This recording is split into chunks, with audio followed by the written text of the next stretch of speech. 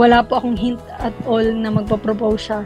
Kung hindi po nakita ko na nga yung t-shirt niya na may nakasulat na po na "Will you marry me?"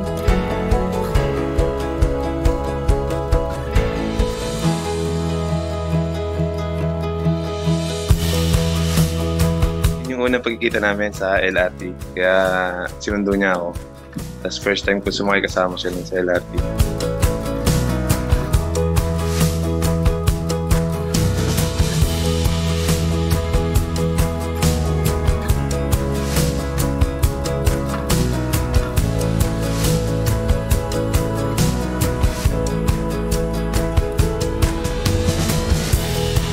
Hindi ko po alam na nakauwi na po siya ng Pilipinas. Ang akala ko po surprise lang siya na sa pagdating niya.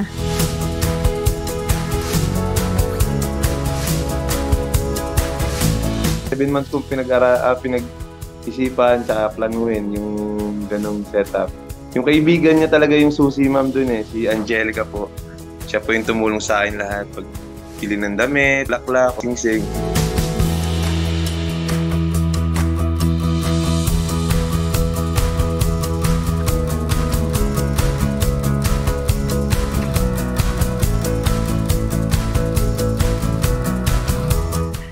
Yung magkaroon po kayo talaga ng communication na kahit maliit o malaking bagay po, kailangan nyo po siyang pag-usapan. Prayer din po. Talaga pong lahat ng nangyari na to ay pinagdasal ko po. Naniniwala po ako siguro yung susi talaga yung tiwala po. Tiwala sa isa't isa. Tsaka tama prayer po parati.